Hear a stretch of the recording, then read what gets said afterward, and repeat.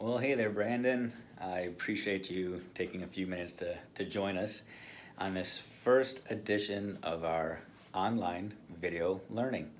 You know, this is completely optional, but I appreciate the fact that you are signing in. Maybe just dipping your toes in the water right now to figure out if this is something you actually want to engage in before you actually make that leap and cannonball into something. This is completely optional. I'll put that out there again, completely optional, but I'm glad you're here. Let me explain the purpose behind this video and the upcoming videos that are going to be in this series so you understand exactly what this is all about. First of all, the purpose of this video is to give you a foundation of knowledge and understanding. I have a unique opportunity because of my position to go to all of our buildings and see a variety of classrooms on a day-to-day basis. And as a result, I get this unique perspective. I can see universally what our system-wide strengths are and what some of our opportunities are collectively as a system to continue to try to improve. And that's what these videos are really focused around. None of these are going to be short, sweet, miracle pills, silver bullets. This is not me stepping forward saying, hey, I've got the answers, just follow what I'm going to say, my words are gospel. That's not the case at all. My goal is to just try to give us all a foundation of knowledge. Some of your buildings are going to take these videos and build off of them, and you might have some 1-hour PD sessions or even half-day sessions that center around some of these topics and conversations and go a little bit deeper. But the goal is to truly just provide us all an opportunity to hear a foundation, to possibly have some conversations about it, and to ask questions and to begin to get ourselves aligned across the system. Now, each of these videos is going to build on the previous video. So hopefully this is the first one you're watching in the series. If you are jumping in week 4, week 5, this is the good place to start. Continue to just watch the rest of the videos as we go. Some of the comments and topics that we're going to be covering, well, they cover a variety of things. Again, this isn't to condemn in any way, shape, or form. Some of you're going to hear some of this stuff and say, oh, wow, I've already got this one down. That's awesome. Great. Hopefully you can build that and grow that. The goal is to just, again, provide a universal foundation based off of consistent themes. So, again, one thing I know about our students here in Brandon is that they learn what they're taught. Our kids are very, very good at producing based off of the quality teaching that they get. I go into classrooms all the time and see just amazing lessons that are engaging, that are full of life and energy, and our kids are doing a great job of producing for us based off of that high quality teaching. Some of the struggles that we still face, however, deal with consistency in our practice, making sure that kids are getting the same experiences classroom to classroom, building to building. It's not to say that some are doing a better job than others. That's not it at all. It's just that we sometimes have inconsistent expectations and inconsistent systems. So for example, I'll just give an example from my own experience. I used to be a middle school teacher, taught language arts and social studies. So when I taught 8th grade social studies, for example, U.S. history, I would spend a lot of time in my U.S. history classes talking about constitutional law. I love debating. I loved getting the kids to debate the Bill of Rights and start talking about legislative intent versus judicial interpretation. My classrooms, we would just spend weeks and weeks and weeks talking about the Constitution.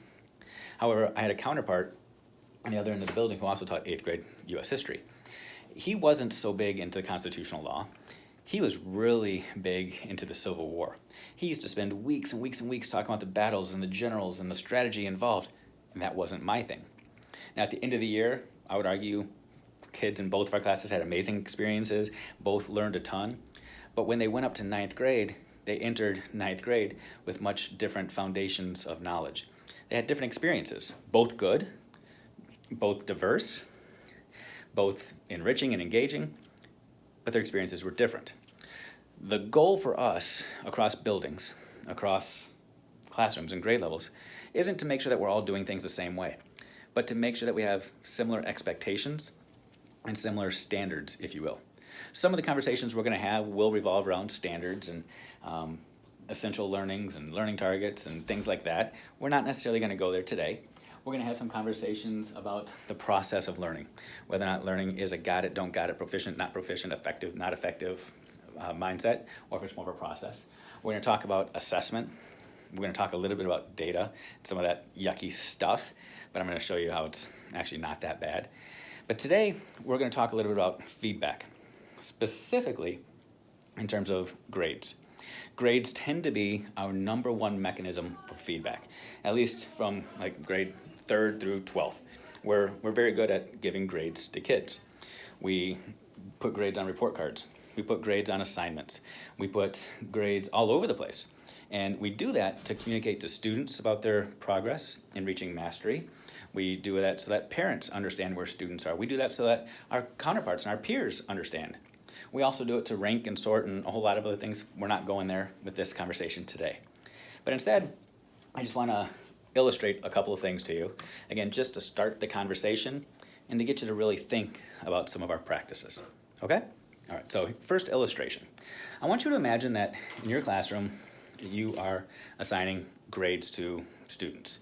Let's say that's 6 weeks into the school year, and you have the following grades in your grade book for student A. You have a 62.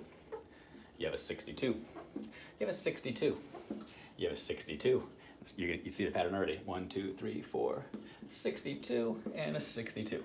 So end of 6 weeks, student A has 6 assessments, assignments, tasks, whatever we want to call them. Each of them equals a 62%.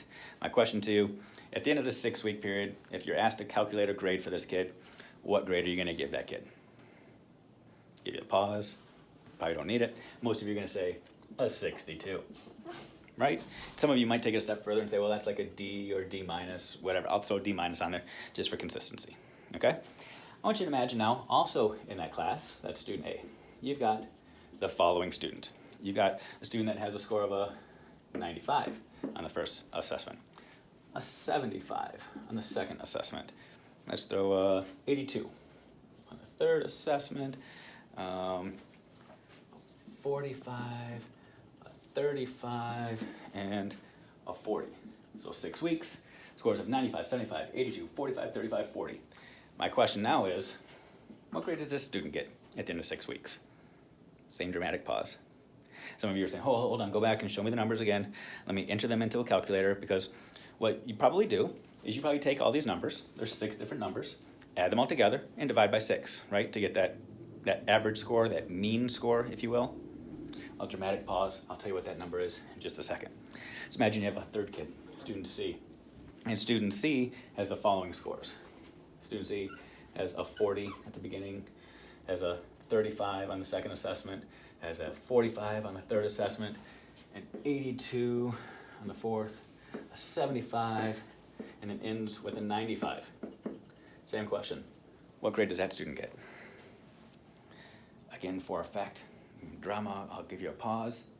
The answer is if we calculate these two, student B and student C, the same way we calculated student A, which is just add them all together and divide, here's the shocker. 62%. 62%. Now again, I want to illustrate something. I don't know if the numbers are inverted and flipped around on this video or not, but student A, 62, very consistent every single time.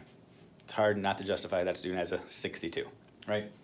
Student B started off with a 95, then went to a 75, then an 82, then slipped to a 45, 35, 40. Same average, 62. Student C started at a 40, then a 35, 45, then climbed to an 82, 75, and 95. Same score at the end, a 62. So here's the question. Let's say that you are the parent of one of these 3. Or let's say that you got triplets. You've got all 3 of your students, student A, student B, student C, sitting in this class.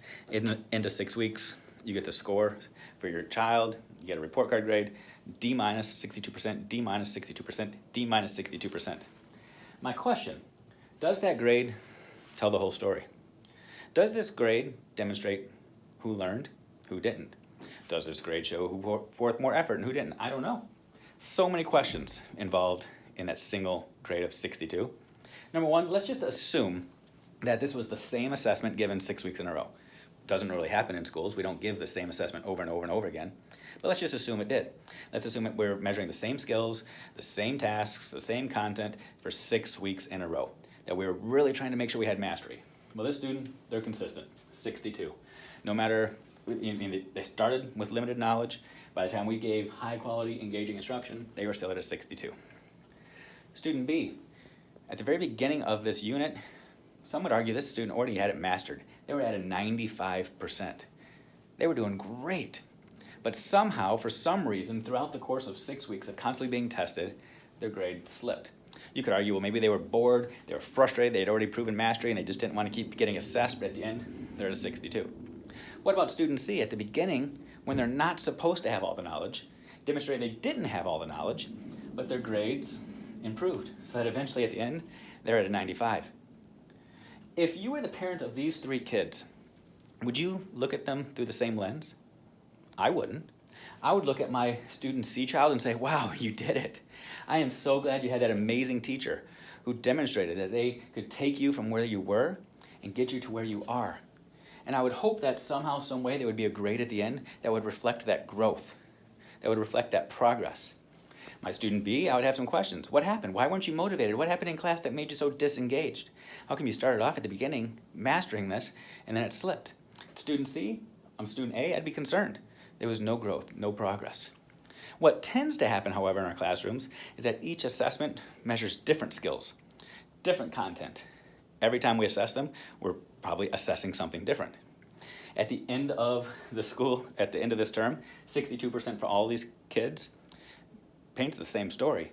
However, if these assessments really match what happens in our classrooms, we can see that different kids actually mastered different elements of our curriculum. Different standards, different skill sets were mastered at different times.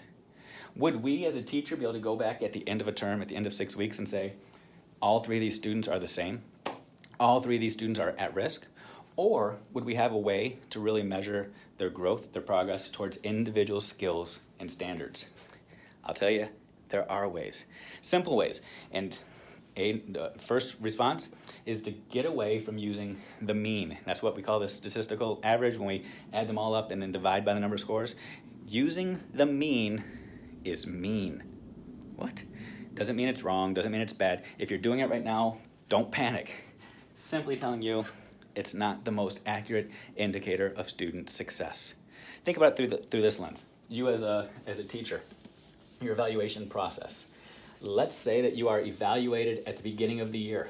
Beginning of the year, maybe you're a novice and you're just learning the skills for a new course, new subject, new grade level, new building. Maybe you're a brand new teacher. But throughout the course of the year, you show amazing growth and progress. You get feedback, you have multiple observations, you see tremendous growth. So that by the end of the year, by April, May, June, you are rocking and rolling. Would it be fair for your final evaluation to be an average of the first couple of months when you were still learning and wrestling and grappling with new information, and average that towards the end of the year when, after getting feedback and being coached and you just pouring forth tremendous effort and growing and demonstrating that, for those 2 scores to be averaged together? Or would you want the most recent score to be the one that mattered the most? Just a question for you. Or would you want the one that is most consistent? Would you want the one that is most frequent? Would you want the one that's the mode, the one that we can see happening most often? Which matters more? The average from the beginning to the end, which is when there was less instruction, less intervention, towards the end when there was a lot more? The one that we see most consistently? Or the one in the middle? Or the one that's most recent? It's a great question to ask. I'm not necessarily going to answer that question for you. I want you to start the conversation. Have a conversation with your peers. Have it with your grade level. Have it within your departments and your buildings, because it's a great conversation starter, and it leads us to our next learning opportunity.